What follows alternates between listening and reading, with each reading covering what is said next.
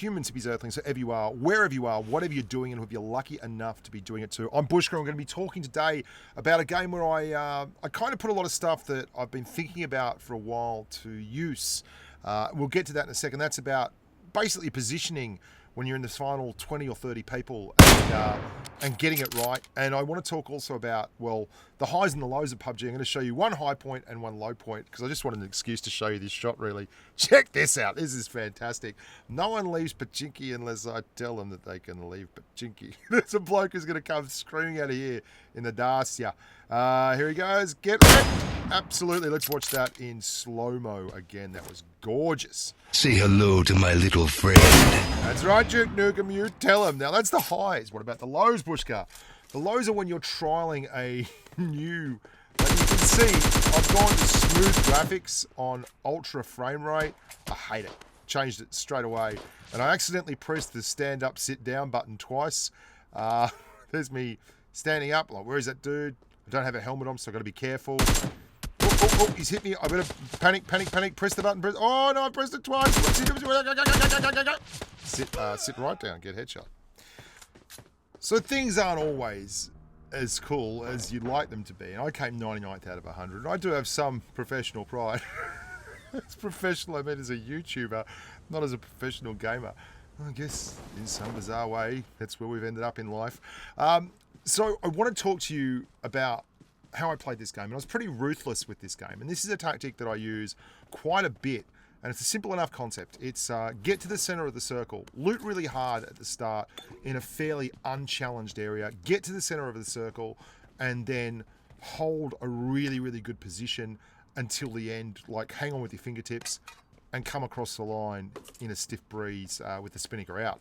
Using all the sailing euphemisms and the freaking sporting analogies. Geez, I'd make a great cliche commentator. And that's what I did. I did a 2,200 meter drop into Milton Power. So it was a long jump and not many people were going to be there. And that meant that I got to loot fairly uncontested. And you can see there's a crate has dropped just up here to my left. And obviously I started running in and the crate's dropped, and it was just where it dropped. It wasn't particularly where me going for the crate. There's an AUG in there. I don't want the AUG, but I do take the adrenaline syringe. Now, there's two blokes pushing on this crate. There's that bloke there, Lombax, whatever his name is, and then there's the fellow who came past in the Dacia earlier. That's him just there. He's kitted up, loaded for bear, and he's gone straight to ground.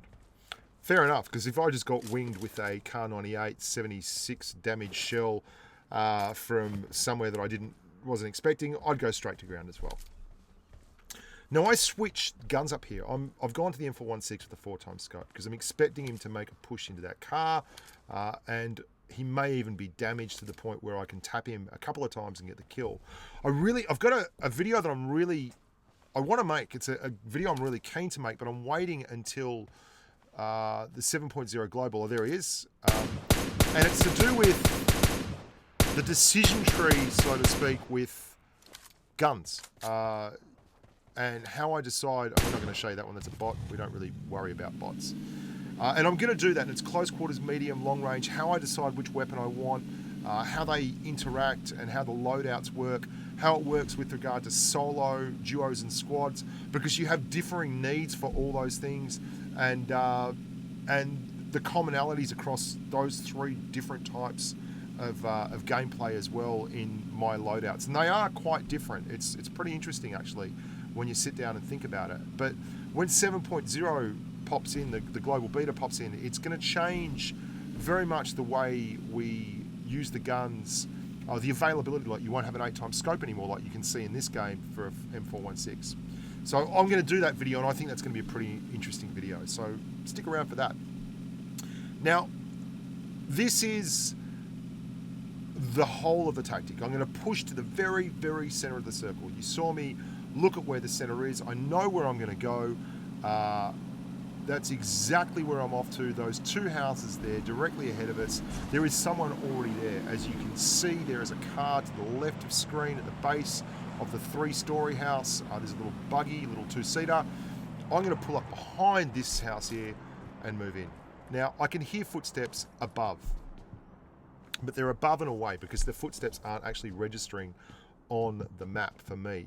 That means they are over the other side of the compound. They're on that house over there with the blue center.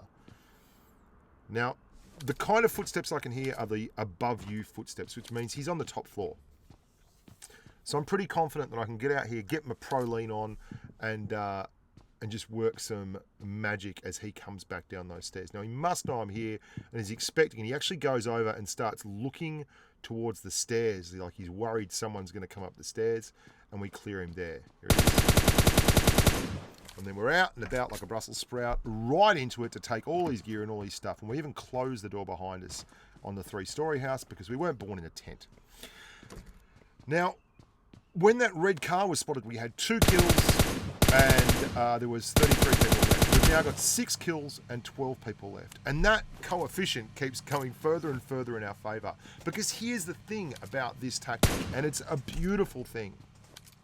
If you get to the centre of the zone, the absolute dead centre of the zone, when there's like 35 people left, 25 people left, then the game will come to you.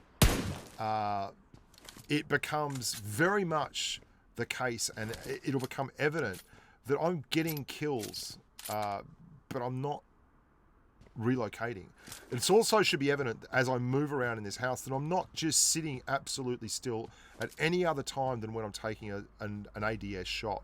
Watch this 8x scope. I mean, this is just ridiculous.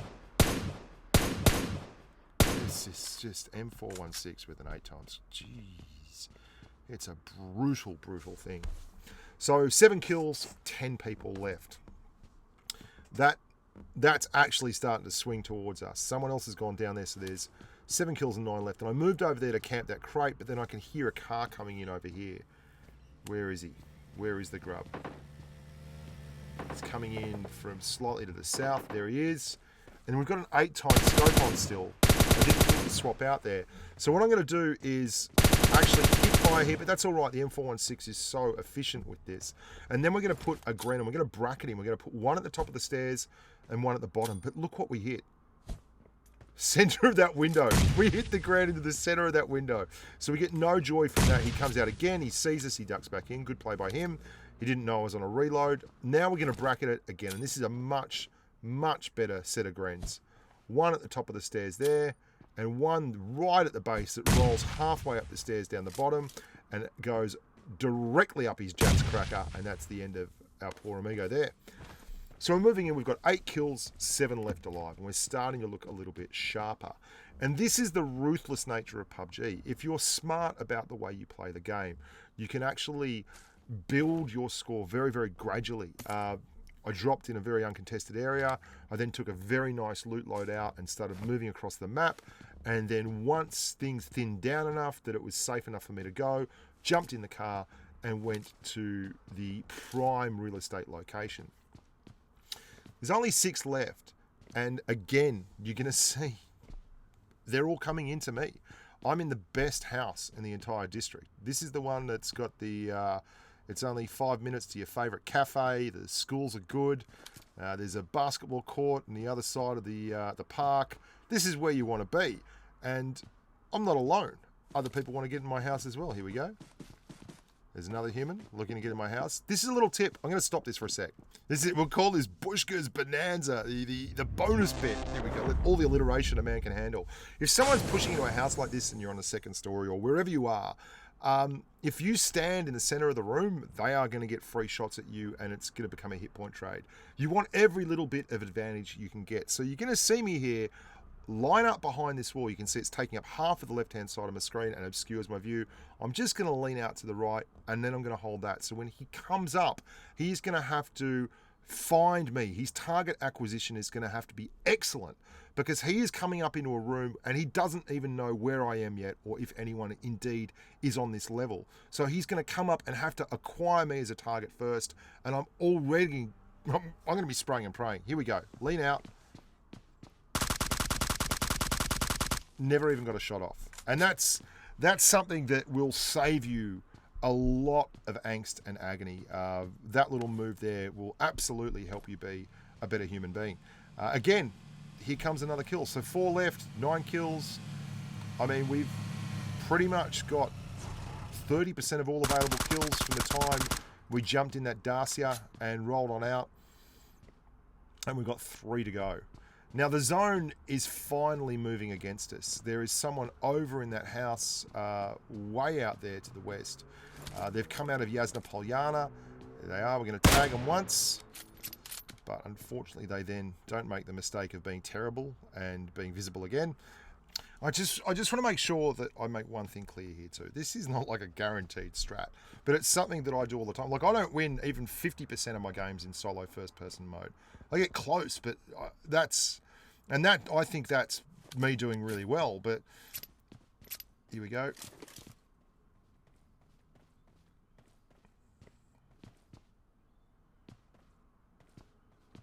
He's around here somewhere. Now, look at the zone. The zone's about to come in. And you've probably, if you've watched me for any length of time, you'd know I love using a good zone against a human. I'm going to go out the other side of the house through the window. And then I'm basically going to sneak around the side of the house and watch him get flushed out the zone towards me. And just, I'm all aimed up and ready to go. There he is. He had no choice. And then I get in the wrong seat in the car. This is very embarrassing. Nah, you're an idiot. Now, we will come across people who say, oh, you're camping, you're a coward and all that. Let me just be as blunt as possible. You're an idiot if you say that. This is a video game, man. This isn't like you're charging fire on Normandy Beach. This is a video game. You're in it to win it. If you don't want to win it, go somewhere else. If you think that rolling forward, pressing the button while swinging a gun around wildly makes you more of a man, then 2 thumbs up from this guy, because you're the kind of guy I want on the other team. So I'm going to show you the last little bit of the game. I know the dude's in here, right? And I've got no greens, but I've got a Molotov. So this is kind of just, this is like getting all you can out of your gameplay, but it doesn't really do much. They chuck a molly in there. It at least distracts him. It's not meant to even do any damage. It's just meant to give him something to look at and think about and cause panic and distress.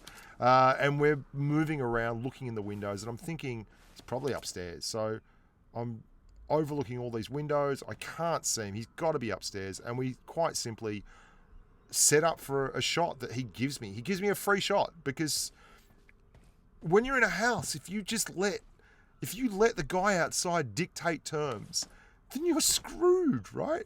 And that's exactly what he does. So I pre-aim and everything, and there he is, right at the top of the stairs, pop up, right in the head. Like, you've got to stop doing that if you're in a house. If you're in a house, you use it as an advantage, which means you've got to at least be willing to be aggressive and maneuver and take every advantage you can. And you've seen the way I played. I was in a house, but I switched between the houses.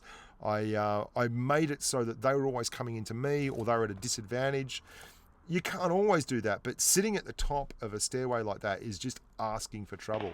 Plus, if they know you're there, you're trapped. There's no exit from there. If they have a Gren, or they have a Molotov, or if you're in a tough spot where the circle moves to just outside the house and you have to go into it, you are absolutely wrecked. So don't ever paint yourself in a corner like that unless you absolutely have to. And I know that sometimes you do have those situations, and you learn from experience. I don't want to take anything away from that young fella or lass that was in the building there at all. I'm just saying you've got to be more flexible with your gameplay. So thanks very much anyway for watching, guys. Please like the video and subscribe to the channel. Stick around for the live streams. Tell some humans that it's all going on here and it's where it's happening, and that'd be really helpful. Look after yourselves, be nice to your mum, and until next time, stay safe on the battlefield. Bye for now.